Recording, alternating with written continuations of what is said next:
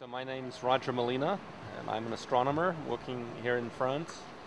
And also I'm the chairman of an organization called Leonardo, which documents the work of artists working with science and technology and helps stimulate new collaborations.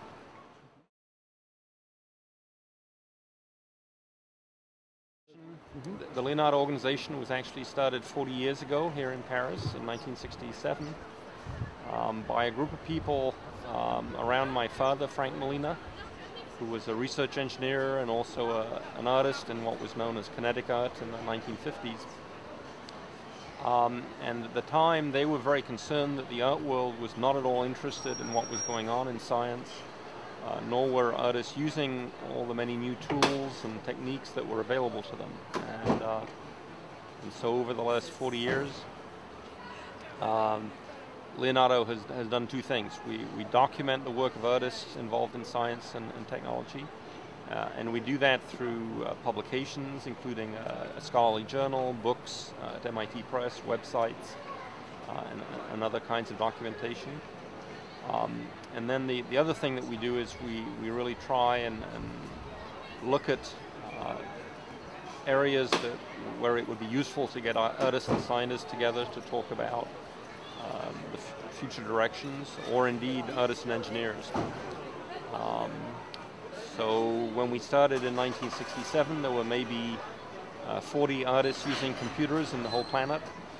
Now there are huge multi-billion-dollar game industries and special effects industries, and new media art is a whole field of art making. So we sort of have a 50-year perspective on these things, and so the question I would ask is, 50 years from now, what will we be talking about if we meet again in 50 years?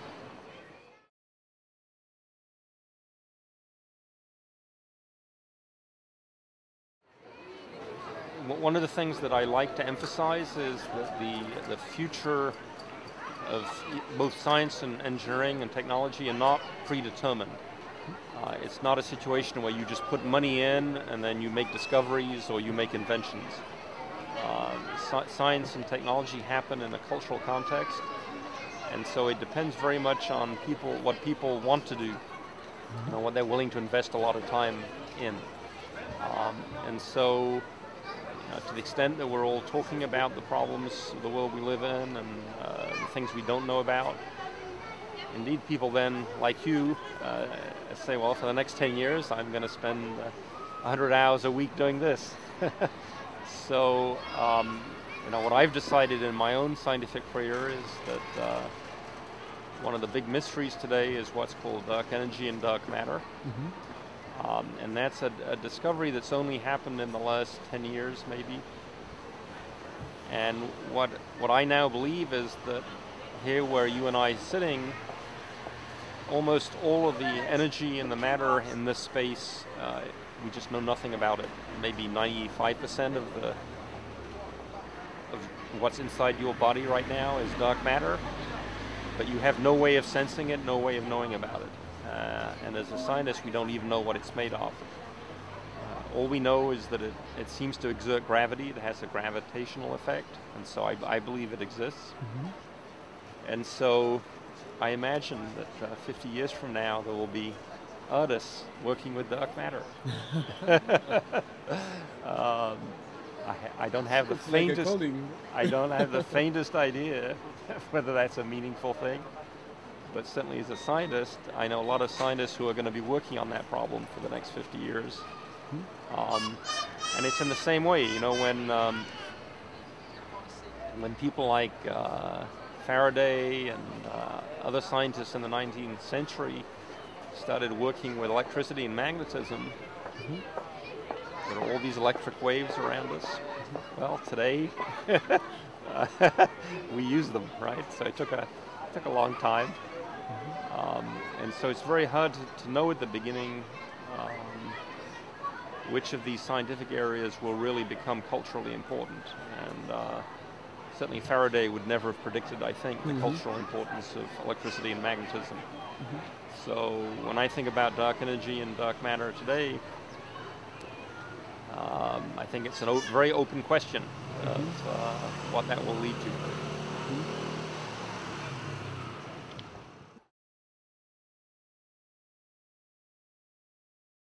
I think today actually artists are much more interested in science and engineering than scientists are interested in the arts.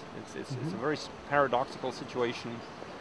You know, when But for example, you told me this, and I remember an old example. Gordon Pask, for example, he was someone who not used, but was related to the arts. No. So there always been people, and so. Yes.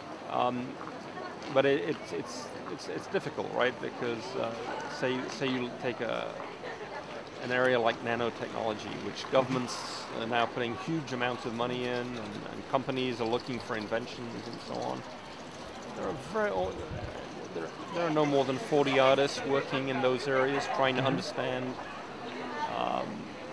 what working on these very microscopic scales is about. We're very biased.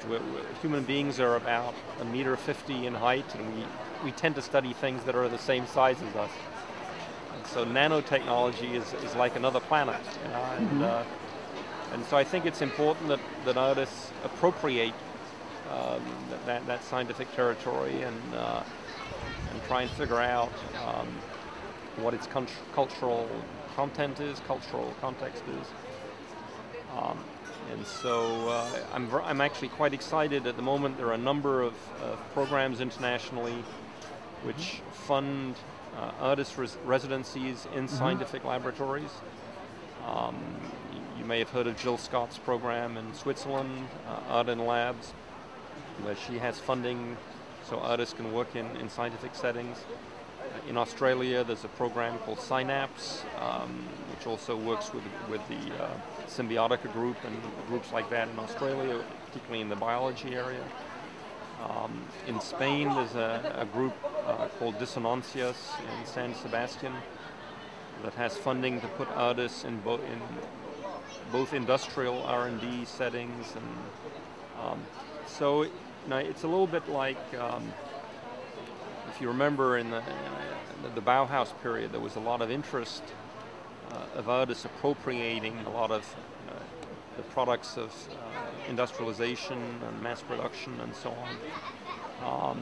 And so I think we need different ways today of doing that than the Bauhaus, the way the Bauhaus did it.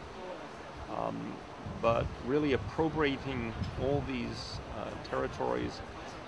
Take a topic like climate change. So today, the newspapers are full of this. Politicians are making careers on this. I don't know of more than 200 artists who really are working deeply in those subjects. And it's difficult. It's difficult. So, I'm less interested in how artists use cell phones and locative media in general. I'm interested in that, and more interested at the moment in some of these other areas. We were talking before how in Chile there was a major project looking at the impact of cybernetics and so on. How you take current scientific and technical developments and really have that visionary approach to the big picture of what's going on culturally is not so easy.